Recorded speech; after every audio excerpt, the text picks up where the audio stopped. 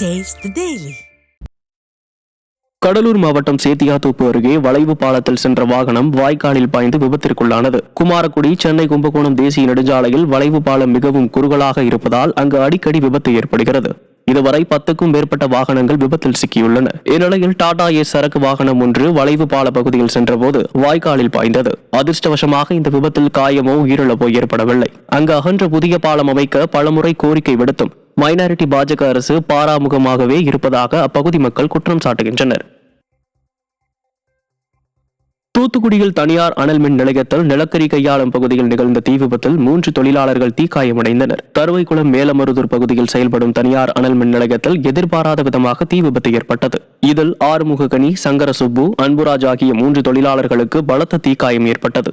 காயமடைந்த மூவரும் சிகிச்சை பெற்று வருகின்றனர். இதையறிந்த பொதுமக்கள் தொழிற்சாலைகளில் பாதுகாப்பு விதிமுறைகள் முறையாக பின்பற்றப்படுகிறதா என்பது தொடர்பாக திராவிட மாடல் அரசு முறையாக ஆராயாமல் விடுவதே இத்தகைய அவலத்திற்கு காரணம் என குற்றம் சாட்டுகின்றனர்.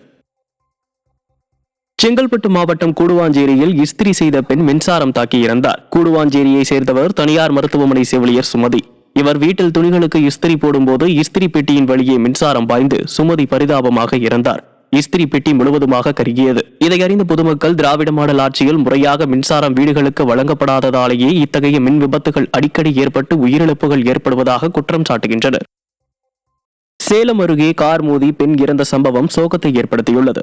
ஆசாங்குட்டப்பட்டி பகுதியைச் சேர்ந்த பழனியம்மாள் 2 நாட்களுக்கு முன்பு சாமிநாயக்கன்பட்டியில் உள்ள தனது மகள் தமிழ்ச்செல்வி வீட்டிற்கு வந்திருந்தார். இந்நிலையில் சொந்த ஊர் செல்ல அருகில் இருந்த பேருந்து நிறுத்தத்திற்கு சென்றார். அப்போது சேலம் பெங்களூரு தேசிய நெடுஞ்சாலையில் சென்ற கார் அவர் மீது வேகமாக மோதியது. இதில் சம்பவ இடத்திலேயே பழனியம்மாள் பரிதாபமாக பலியானார். கர்நாடக பதிவெண் கொண்ட அந்த காரின் ஓட்டுநர் குறித்து விசாரணை நடைபெற்று வருகிறது.